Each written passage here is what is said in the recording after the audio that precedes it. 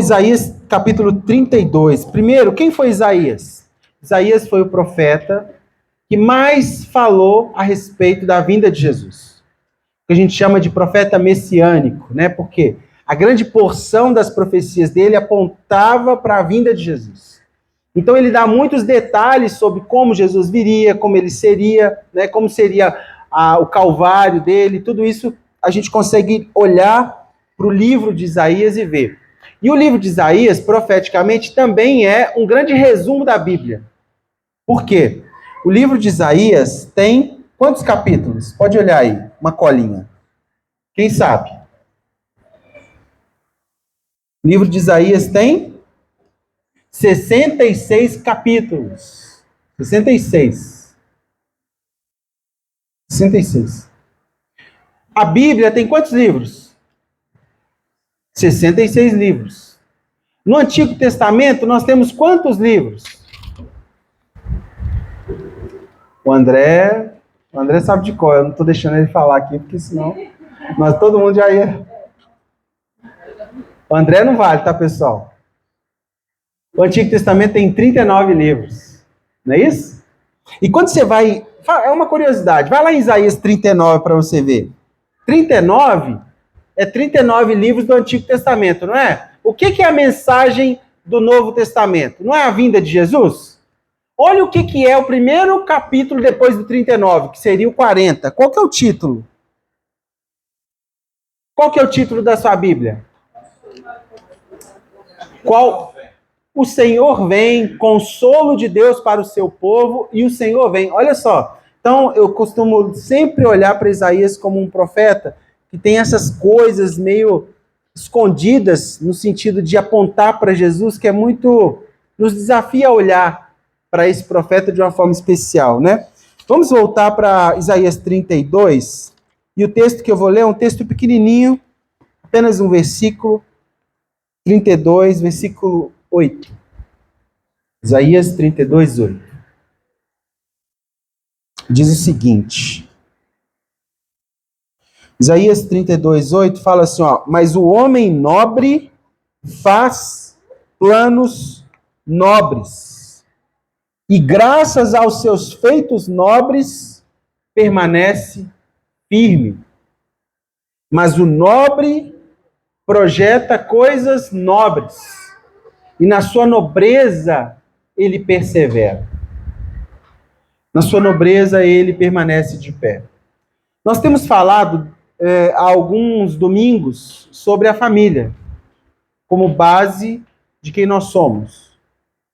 Quando nós pensamos em família, né, esse testemunho breve que a gente deu aqui, da minha conversão, né, da minha salvação, de quem Jesus usou e como Jesus fez. Jesus usou uma família, Jesus ele me incluiu após isso numa família, e desde lá eu tenho participado de famílias, sendo parte da família de outros e sendo acolhido como família de Deus. Né?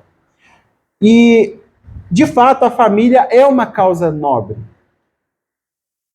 Eu sei que tem uma linha aí que tem colocado a família num lugar, inclusive, acima de Deus. E não é isso que a gente está dizendo. Né? Nós estamos dizendo que o arquiteto da família é o próprio Deus. E a imagem mais plena de quem Deus é uma família.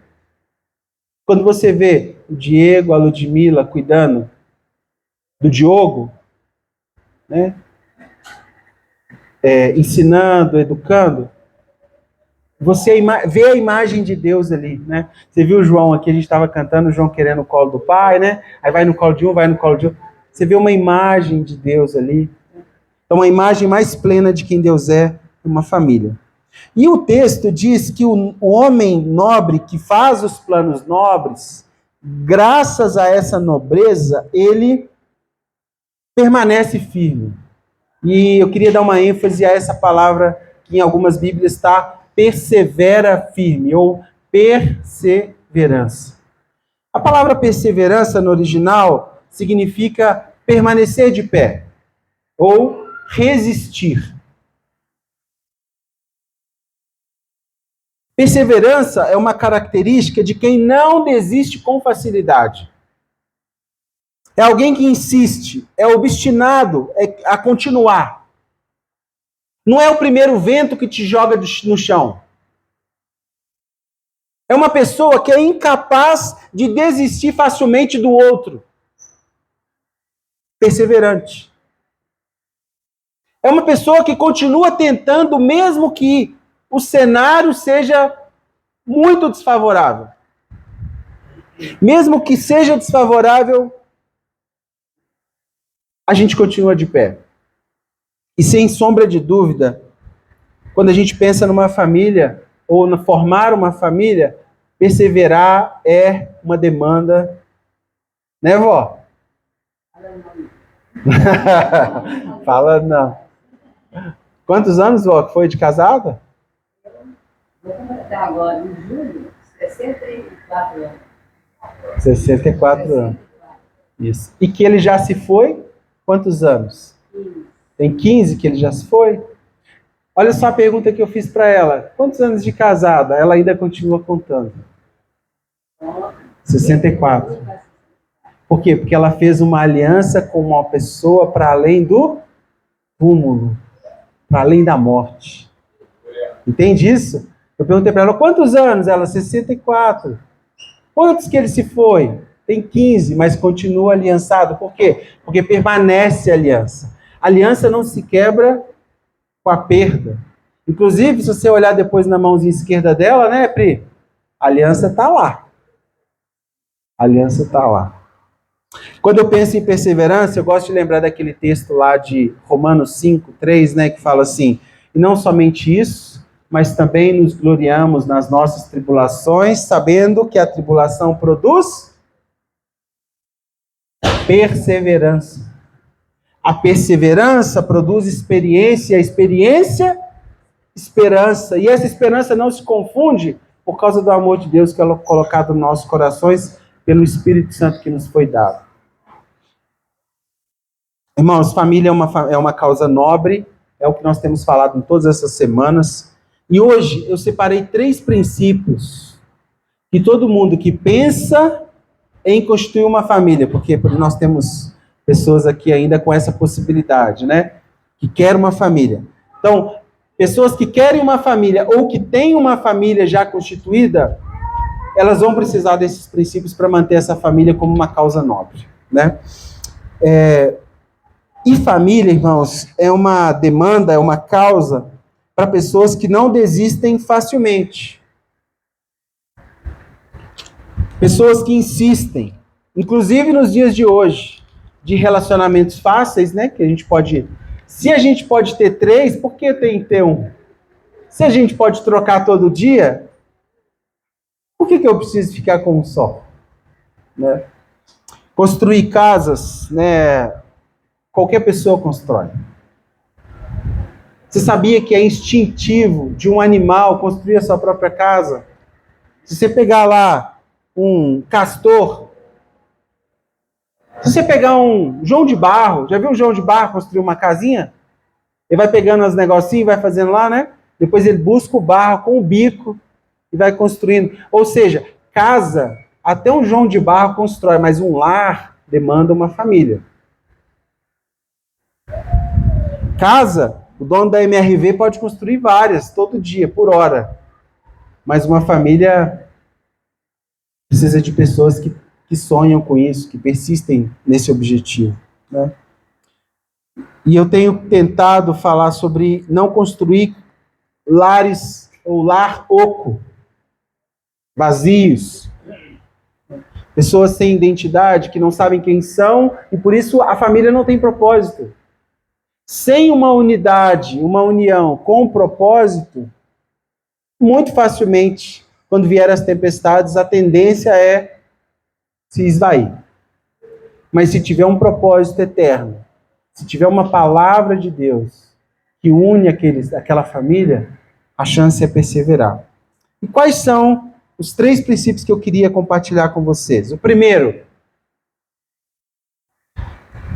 para você que sonha ou que já tem uma família, cultive o pacto que você fez com essa pessoa. O que é cultivar? cultivar não é só você plantar a primeira vez. Há o cultivo das rosas. O que é o cultivo das rosas?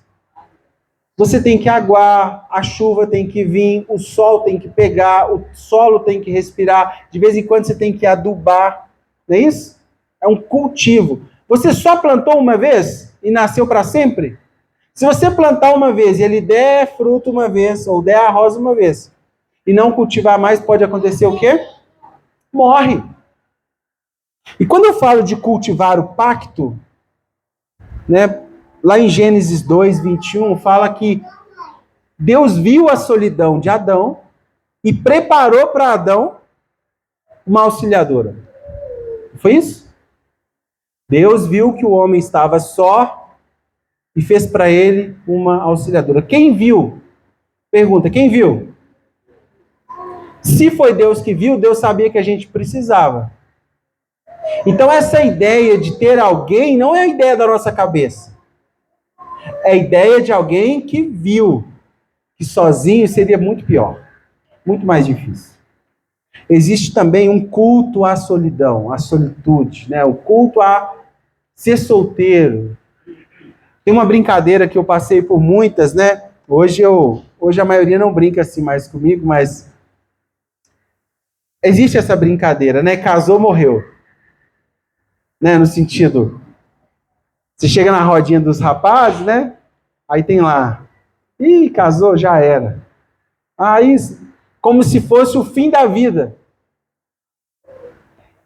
E muitas famílias que eu tenho conhecido tem sido o contrário, tem sido o início da vida. Quando eu olho para famílias aqui que casaram nessa comunidade, que estão aqui com seus filhos, né? A Lídia, um atrás do outro aí, né? Não para. E vai continuar para me pegar, né? Vai me passar. Eu vejo que a família, parece que a família gerou tanta identidade neles que eles, a vida é como se a vida tivesse começado, uma grande porção da vida começou a partir da família deles. Que é o que eles testemunharam aqui algumas semanas atrás, né? E vamos começar pelo começo, Gênesis. Se tem uma coisa que precisa ser assertiva para você que ainda não tem uma pessoa, é a escolha dessa pessoa. Eu pude participar, né, de alguma forma, assim, de algumas pessoas fazendo escolhas. Eu pude ver essas pessoas fazendo escolhas. E a escolha do seu cônjuge é um fator muito determinante a respeito do tipo de família que você vai ter. A gente já viu alguns irmãos falar isso aqui, né? O André, quando falou da Mara apaixonadamente aqui, né? Quando ele viu a Mara, o Senhor falou com ele. A gente viu o Felipe falando da Lídia. O Senhor não une apenas pessoas com objetivo humano. Deus une propósitos, e esses propósitos eternos para que possamos revelar quem Ele é. Que a partir da nossa família, pessoas possam olhar para a nossa casa e falar, Deus é, ou Deus existe. E quando eu falo disso, né, eu quero dizer o seguinte, tem uma pegadinha aí. Normalmente você, mesmo escolhendo a pessoa certa, você constantemente duvidará que ela é essa pessoa certa. Você vai achar que ela é a pessoa errada. Porque todos nós temos um jeito de desejar o outro. E aí eu faço um parêntese, né? É claro que nós temos projeção de expectativas. Eu não quero desanimar vocês a se apaixonarem, não, os solteiros, tá? Mas pensa comigo aqui. A paixão, pessoal, é um truque. É um truque que antecipa o amor. E eu vou te explicar um pouquinho o que é esse truque, tá bom? Como é que funciona? Por exemplo, a Brisa, dentro dela tinha um conjunto de ideais. Então ela idealizava um homem assim, que falava assim, que vestia mais ou menos assim, que gostava de Jesus, que gostaria de missões, que falaria sobre o propósito de Deus. Ela cria o que a gente chama de ideais. E com base nesse conjunto de ideais, o sensor dela fica ligado. Quando alguém passa no radar que blip, blip, blip, blip, a paixão vai e acontece. Então a paixão, em geral, o que a paixão está nos traduzindo? A brisa, quando se apaixona por esse alvo, ela se apaixona pelos ideais que ela mesma tem. É como se o outro se tornasse apenas um passageiro no ideal que ela tem já estabelecido naquele outro. No fundo, a paixão é a brisa se apaixonando pela brisa mesmo, pela brisa espelhada no outro. É isso que é a paixão. Eu me apaixonei pela Rebeca por quê? Porque eu idealizei uma coisa, quando eu vi que era possível acontecer na vida dela, essa é minha. Mas eu faço esse movimento não por quem ela é, mas mais pelos ideais que eu projetei inicialmente naquela pessoa. Só que por que eu chamo de truque? Onde que nasce o amor? O amor vai nascer quando você vai ao encontro dos seus ideais e descobre que também tem outra parte, que não é seus ideais. Pelo contrário, é contrário aos seus ideais. E aí você tem a oportunidade de acolher a diferença do seu ideal. E aí pode sim nascer um amor. O amor que se alimenta apenas da paixão é um amor egoísta do seu próprio ideal espelhado no outro. O amor que aceita a diferença contrária ao ideal que você espelhou no outro é o amor que está aberto a boas surpresas. Por quê? Se você escolheu bem, você será surpreendido por grandes presentes de Deus. Diferente dos seus ideais, mas presentes de Deus na vida do outro. E aí que a coisa bonita acontece. Porque você fala, puxa, caí no truque. Porque eu me apaixonei, fui nos meus ideais, tinha alguma coisa lá deles, mas aí a partir deles eu conheci uma outra realidade que Jesus me abençoou. Só, pessoal, que uma coisa é começar, né? Quantos anos de casado mesmo, Santo Antônio? 46? Pouquinho, né? 46. Tá quase chegando 47. 64. Você acha que já não passou na cabeça deles, né? Muitas vezes assim, o que eu estou fazendo na minha vida? Mas o que eu falei lá no começo? Cultive o pacto, a aliança que você fez com essa pessoa. Hoje em dia, pessoal, termina e volta, termina, volta, termina, volta, termina, volta. Sabe aquela coisa? Parece que a palavra aliança, pacto, perdeu sinônimo. Cultivar o pacto é dizer que você vai continuar perseverando e insistindo com aquele propósito que Deus te deu. Cultivar o pacto tem a ver com dias que você conhece o temor de Deus revelado na vida do outro, mesmo que contrário aos seus ideais. E eu gosto de pensar que quando a gente faz essa escolha de forma frágil, negociando, sabe, princípios, a gente está dando possibilidades para algo sair contrário àquilo que Deus quer. Escolhas frágeis levará a pactos frágeis. Alianças frágeis, não espere de uma aliança frágil que ela vai permanecer com você na tempestade. A chance é muito grande. E para isso, pergunte para Jesus. Quem que é o cidadão? Sabe o que você faz? Coloca ele no meio de outras pessoas que você acha que é sal e luz. Para ver como ele se sai. Testa. Pergunta para Jesus. Eu tive o privilégio de participar de algumas famílias aqui, né? Eu me lembro o dia que o Paulo foi lá na casa da avó, né, vó? Pedir a Priscila em casamento. O Paulo combinou comigo, não contou para a avó. Cadê a Priscila? Tá no banheiro. Né, Júlia? O Paulo falou assim para mim, o Paulo todo medroso, né? Mas como é que eu vou casar? Não tem nem onde cair morto. Falei, meu filho, Deus te falou? Falou. Acabou, cara. Você tem uma palavra. Se você tem uma palavra, acabou. Você só precisava disso. Então vamos lá na avó. O Tó é domingo. Aí ele, não, mas é domingo. Você falou que tem uma palavra. Você já decidiu ir lá, então é domingo. Aí falou pra avó, vó, a casinha foi minha, né? Vó, o Deite vai vir almoçar aqui, faz um frango com quiabo. Tudo era armado, né, Pri? E a Priscila sabendo de nada. Só que eu vou contar uma historinha pra vocês. Sabe quem era a Priscila, minha amiga? Eu ouvia da Priscila anos. Anos.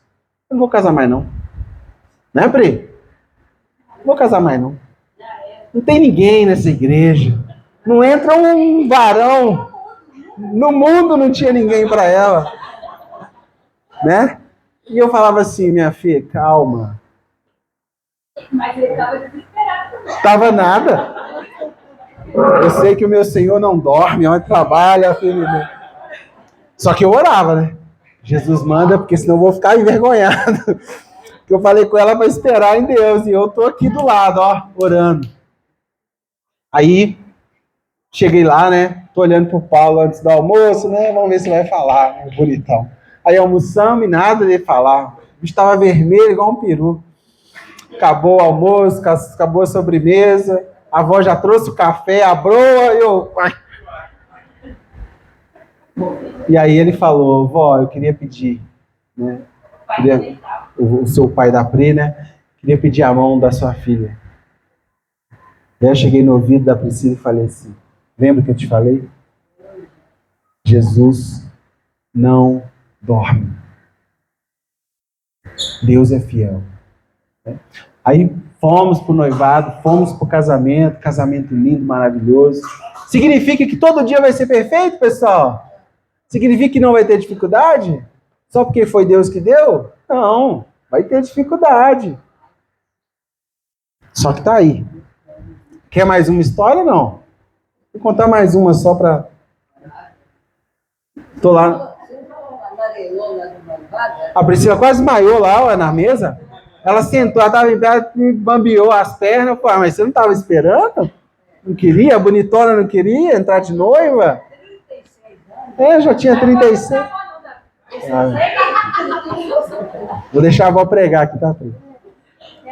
Gente, no seminário eu conheci uma moça, quase ninguém conhece, que é a Lídia, né? E aí a Lídia e tal, tinha uns 200 na fila. 200. 200 não, vamos pôr uns 20. Não, vamos pôr uns 30. E aí, aquela bagunça na cabeça, tal, ruim demais na cabeça, ruim no coração. Eu chamei a Priscila e falei, Pri, você vai me ajudar com uma moça aqui, ó. Ela é gente boa, você vai ficar amiga dela e nós vamos cuidar dela, beleza? Primeira coisa, dá uma limpada nesses camaradas aí que não quer nada com nada. Deixa ela respirar, vai orar, vai cantar, vai respirar. Traz para casa, vamos tomar café, vamos ler a Bíblia, vamos orar junto. E aí vem a Lídia. Para casa, fazer coisa boa, tomar café, estudar a Bíblia, tocar, cantar. E aí começava, né? Mas e aquele? Minha filha, vai orar, respira. A vida toda foi isso, respira. Na hora certa, Deus vai mandar um varão valoroso, né? E aí aparecia um lá, eu falava, olhava assim, falava, meu Deus, quanto mais eu oro, mais dificuldade aparece. Mas não falava nada, só orava. E ela tocando a vida. Até que um dia entra o Felipe na igreja. E aí acabou o culto, eu lembro como se fosse hoje. Eu olhei para a cara dela assim, falei, já tô ligado. Vai rolar. Mas fiquei calado. Né? A coisa foi, aí tal, aí chama para tomar um café. Sabe como é que funciona, né? Quando ela veio me falar, eu falei, não, o senhor já me falou. Vamos junto. Vamos ver se esse rapaz é um rapaz bom mesmo. Estava chegando agora. Só que sabe o que eu ouvia da Lídia? Muitas vezes. Não, esse negócio que você prega aí de família aí é legal, é bonitinho, mas para mim não vai funcionar. Né, Lídia? Para mim não vai dar certo. Olha a minha idade. Olha isso. Quando que eu vou ter filho? Aí eu falava para ela, você não vai ter filho, não. Só uma renca, assim, um atrás do outro. Fomos pro casamento, na pandemia. Casamento marcado, veio a pandemia. Gente, pensa num casamento ungido. Na casa da mãe do Felipe, simples, poucas pessoas, mas o Espírito Santo lá, unindo o propósito. Sabe aquela coisa bonita de se ver? Uma família nascendo com um propósito? Então são dois pequenos testemunhos de pessoas que estão aqui no nosso meio, né? Participei de tantos, Brisa e Daniel e outros. E eu posso dizer, cultive o pacto. No dia difícil, lembra do que o Senhor falou, né, da aliança. Lá atrás, o que ele te falou, o porquê daquela pessoa, e cultive esse pacto. Segunda coisa, agora para os casados. Cultive a intimidade com quem Deus te deu. Sabe um dos fatores que mais tem destruído a família? A promiscuidade na perspectiva da sexualidade. O sexo, Satanás pegou o sexo, que é algo que Deus criou para viver dentro de uma família, de um casal, né? Um homem com uma mulher, e levou lá para o inferno e devolveu as migalhas para as pessoas quererem o que está errado. E vocês sabem, eu falo sempre disso, né? Eu repito. Né? O texto lá em Gênesis 2:25 diz que Adão e Eva estavam nus e não se vergonhavam. Havia uma realidade de intimidade, não só física, tá, pessoal? Mas o que existia em Adão e Eva, em Gênesis 2:25, era uma nudez total, uma nudez de alma, uma nudez de corpo, uma nudez emocional. Eles não tinham um joguinho de você me ama, eu não te amo, sabe essas coisas? Não tinha assim, não pode ver isso, apaga a luz. Não tinha isso. Era nudez total, um para com o outro. Quando eu penso hoje, né, na realidade do sexo, ele tem caído numa espiral decrescente. Imaturidade, distorção, pecado. Isso tem gerado o quê? Aí, ó, falou que não ia ter, não. Só 2 de uma vez. Só chegou 2 de uma vez. Pessoal, eu fiz uma pesquisa, né, entre casais cristãos, casais casados, né, casais cristãos casados. E essa pesquisa foi feita com líderes em um congresso e 90% dos que estavam ali disseram que a relação sexual deles eram insatisfatórias. Que eles não tinham intimidade suficiente na relação deles. Quando um casal não vive essa realidade, o que acontece com a família? Com o casamento? Com aquele casal? Enfraquece. E aquilo, certamente, Satanás pode usar como uma brecha, como um espaço para destruir uma família. O que é intimidade? É apenas coito? Ato? Não. Intimidade é um conjunto de contato com o outro, de alma, de corpo e de espírito. Você está unido com alguém. Não é porque a Rebeca não está perto de mim que eu vou ficar olhando para um tanto de mulher na rua. Por quê? Porque a minha imagem, o meu olho... Lembra de Provérbios? Fiz aliança com os meus olhos. Como os colocarei em uma outra mulher? Mas por que a gente não pode colocar? É Provérbios mesmo? Jó 31, desculpa.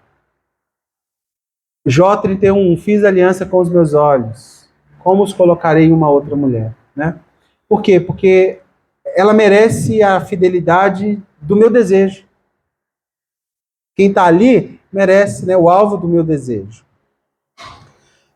Provérbios 5:18 fala: agrada-te com a mulher da tua mocidade. Ou seja, sexo não é só para procriar, é para se alegrar. Primeiro princípio, cultive o pacto. Segundo, cultive a intimidade com quem você pode. Quando eu olho lá para 1 Coríntios capítulo 7, Paulo vai falar sobre os deveres do marido e da mulher, ele inclui esse assunto. Lembra disso? Ele fala assim, olha, não privem-se um ao outro, a não ser por um pequeno espaço de tempo para se dedicar à oração. Contrário disso, não fique afastados, para que Satanás não ache espaço. Cultivar a intimidade, pessoal, é uma importância para o estabelecimento de um casal, de uma família. Tem muitas justificativas no ar, né? Trabalho tanto, não é assim? Estou tão cansado, já chego em casa. E a dor de cabeça? E o remedinho? E as contas para pagar? E aí vem os meninos, né? Pula no meio. Agora eu tô revezando, né? Que agora é 3 pequenos. Aí agora tá o Miguel um pouquinho no meio. Daqui a pouco vem o Tito, 2h30 da manhã. E de manhã, 5 horas da manhã vem o Timóteo. Os desafios vão... Mas nosso desafio é não deixar que essas coisas matem a intimidade do casal. Né? Daquele casamento continue se consolidado. Casamento sem sexo é a irmandade. Pode ser até legal, pode ser até uma parceria. Pode ser amigos é muito legal. Mas foi projeto de Deus a gente se tornar um só com a pessoa amada. Quando você vai olhar a palavra um só, é coito. É um mesmo, daquele jeito. Foi Deus que nos deu esse presente, né? Então, primeiro princípio, cultive o pacto. Segundo, cultive a intimidade na relação para proteger sua família. Por último, Salmo 127, cultive a herança. Vocês viram o meu netinho aqui, gente? Coisa mais linda. Salmo 127. Deus falou que eu teria muitos filhos, né? Mas eu não pensei que seria até neto tão rápido. Filhos e netos e bisnetos, daqui a pouco é bisneto. Salmo 127, de 1 a 5, ó. Se não for o Senhor que constrói a casa, será inútil trabalhar na construção. Se não é o Senhor que vigia a cidade, será inútil. Aí, olha que coisa mais gostosa. Fique aqui com o vovô. Se não é o Senhor que vigia a cidade, será inútil a sentinela montar guarda. Será inútil levantar cedo e dormir tarde, trabalhando arduamente por alimento. O Senhor concede o sono àqueles a quem Ele ama. Os filhos são herança do Senhor, uma recompensa que Ele dá. Como flechas nas mãos do guerreiro são os nossos filhos, nascidos na juventude. Como é feliz o homem que tem a sua aljava cheia deles. Né, Felipe? Cheia deles. Não será humilhado quando enfrentar seus inimigos no tribunal. Ó, Luca. Aqui, ó. Vou ver. Gente, o privilégio que nós temos de ter filhos, né, filhos e netos, tem a ver com dar a eles muita coisa que a gente não pôde dar, não pôde receber. Eu fico pensando nos meus filhos, né, que fazem devocional todo dia, escutam uma musiquinha, estão numa escola com princípios, estão num ambiente desse. Qual que é o potencial deles? Os meninos da Lídia escutam música 24 horas por dia. Se não sair pelo menos um ali, um levita lá, não é possível. Por quê? Porque eles estão tendo algo muito precioso do Senhor. Vocês já viram a Maria dançando? Já viram a Maria dançando, gente? Com a brisa ali? Quem é a brisa? Daqui a pouquinho já era. O que são os nossos filhos? São as nossas flechas. Que nós podemos lançar a bom lugar. A um bom destino. Para ser sal e luz. Você quer ficar aí mesmo? Ou quer ir no papai? Quer ficar aqui? Quer ficar aí? Tá bom. Quando esse texto fala de filhos, né? Os nossos filhos, nós não temos por status.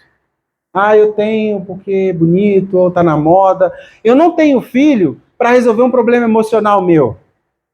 Que é... Sabe o pet lover? Quer descer? Sabe o pet lover? Tem o filho lover, né? Seria o quê? Eu tenho um tanto de problema emocional, afetivo, e não me dei bem com a pessoa que eu queria, e aí eu tenho um filho para tentar tampar uma demanda de afeto que eu não tenho de ninguém. Não tive dos meus pais e não tenho de um parceiro. Aí eu tenho um filho. Aí eu tenho esse filho igual eu tenho um cachorrinho. Esse filho só faz o que eu quero, põe na coleira, entendeu? Eu ando com ele daqui para lá para resolver problemas emocionais meus. Isso não é herança. Isso é uma transferência de demandas. As demandas vão se repetir. Normalmente, quando nós temos filhos para necessidades afetivas, nós caímos naquele lugar da transferência de responsabilidade. Aí vem.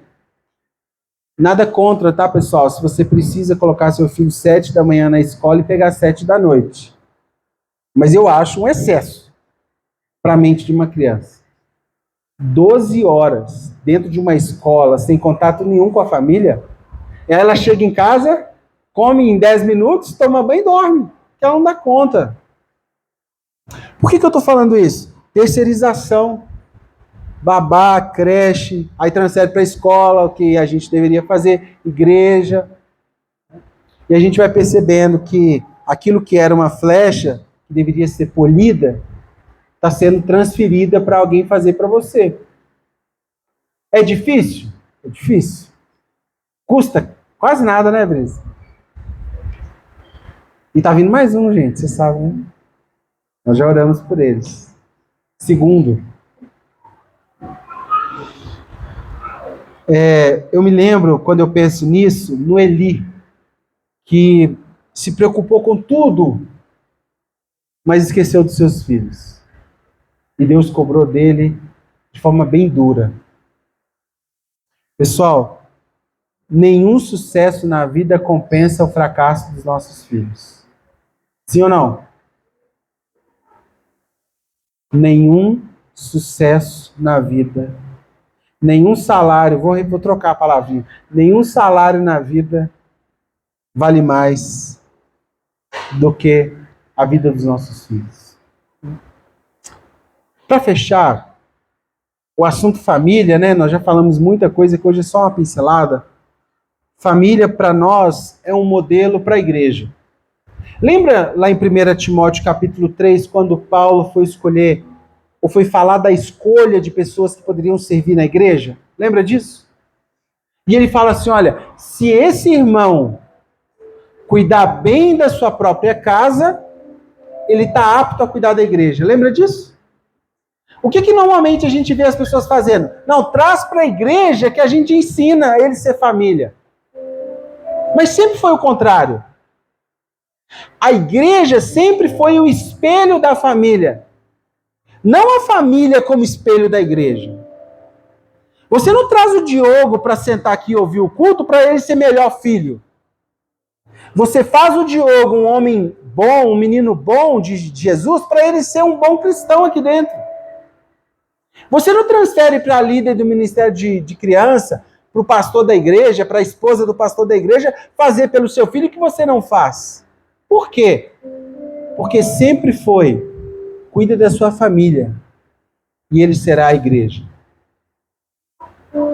A igreja tem sido responsabilizada pelo sucesso das famílias. E eu diria que é o contrário. A igreja é o resultado da sua família. Quando o Diego senta com a sua família lá para o jantar, faz uma oração com seus filhos, faz um devocional com seus filhos, são esses filhos que virão ser igreja no outro dia. Quando nós cultivamos Jesus no coração dos nossos filhos, são esses a próxima geração de cristãos. Hoje a Priscila falou, hoje dava para trocar, né? Tem mais criança quase do que adulto. Mas a família é um modelo a família como modelo para a igreja, e não a igreja como modelo para a família. O modelo para a família é Jesus. E eu queria fechar com uma oração. Paulo, em Efésios capítulo 3, fala que por esta causa eu me coloco de joelhos. Eu não sei se você já passou momentos difíceis na consolidação da sua família. Eu já passei alguns com a Rebeca também. Muitos deles envolveram os filhos. Ainda passamos. Mas como é bom ter Jesus do lado quando tem um propósito. Quando Jesus está do nosso lado, os desafios se tornam menores. E a gente pode seguir em frente. Ontem a gente ouviu bons testemunhos aqui de que para Jesus não tem muita dificuldade, não. A dificuldade é ele falar para a gente, que é para a gente deixar ele governar todas as áreas da nossa vida. Eu sei que no mundo de hoje, falar em casamento, em família, é meio assustador. Mas a igreja está aqui para lembrar que o plano de Deus é uma família. Nós amamos a família. Ah, pastor, mas está faltando homem. Tá mesmo.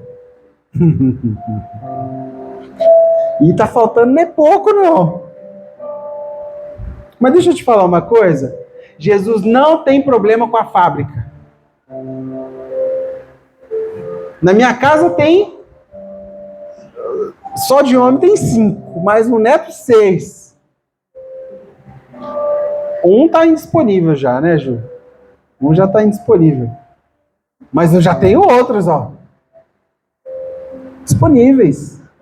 Sendo discipulados para serem homens de Deus. Jesus não tem problema com a fábrica. Jesus tem problema em fazer a gente entender o propósito. E nos dar alguém. Para se unir com a gente num propósito. E a vida ser com gosto de vida. Gente, aproveitar que ela não está aqui, senão ela fica muito cheia, né? Mas a Rebeca fez a 3ª cesárea, né?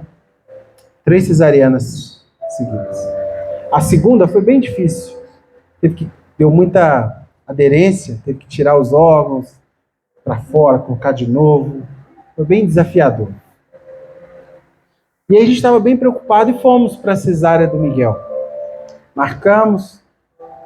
Aí uns minutinhos antes de começar, você está nervosa? Ela, um pouco.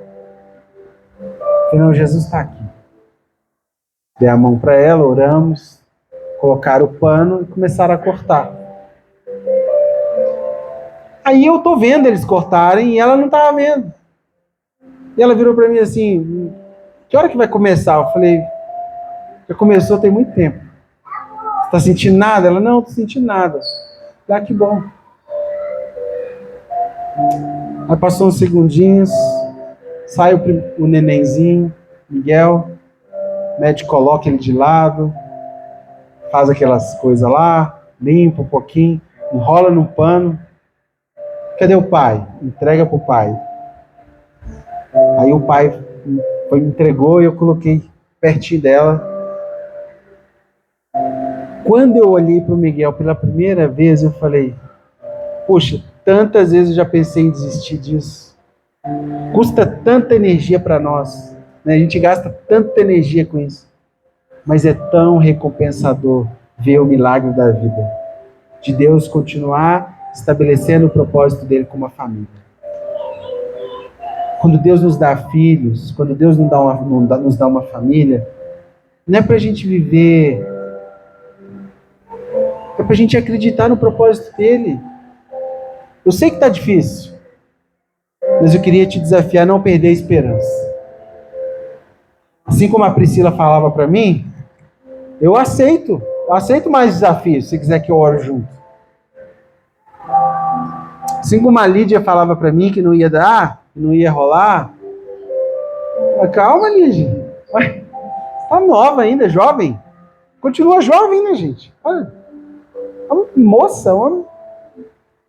Tá preocupada à toa. Deus é fiel e justo para cumprir o propósito dele, estabelecido para nós. Antes da fundação do mundo. David, eu quero muito. Ah, quer mesmo? Então fala para Jesus. Tenha coragem de falar para Jesus. Jesus, olha, eu estou bem descrente, mas eu quero muito. O que eu preciso fazer? O que eu preciso ajustar para me ver o propósito se cumprir na minha vida? Né, Alex? O dia eu tô assim, e aí, Alex? Ele, não, calma, pai. O dia que eu namorar vai ser para casar. Eu já vou namorar, não, ele vai casar. Rápido assim. Eu falei, não, calma. Aí também não. Traz para nós. Joga no sal primeiro. Sabe o peixe? Acabou de pescar? Joga no sal. Vê como é que tá. Mas sonhe com uma família. E é isso que o Senhor está falando para a gente, fechando, né, essa série sobre família tão especial. Eu me lembro, e fecho aqui, eu me lembro quando nós conhecemos o Alex, né, pela primeira vez. Eu já contei isso algumas vezes, não sei se foi para todos, mas a gente estava no congresso e a Rebeca viu o Alex de costas. E ela sabia um pouco da história dele. E Deus falou para ela assim: o Alex é seu filho. E ela veio me contar, antes de eu subir para pregar a primeira noite. Falei, posso falar com você agora? Eu falei, não, estou subindo para pregar, fala depois. Ela, não, precisa ser agora. Ah, tá bom. Do jeito que ela falou agora, eu não sou doido de falar que não, né? Eu ia apanhar lá. Ela falou assim, ó, Deus me falou uma coisa, o Alex é nosso filho. Eu falei, o quê? Falas como louca, mulher. Você tá maluca. E aí conhecemos o Alex e tal, e aí lá no almoço e tudo, eu falei, tinha uma dinâmica lá, e alguém perguntou para Alex assim, o que você mais gostaria na vida, Alex? Pedido de oração, né? Faz um pedido aí. Aí um pediu para passar no concurso antes do Alex. O outro pediu para entrar na Toyota, que ele estava fazendo um concurso, processo seletivo, na Toyota.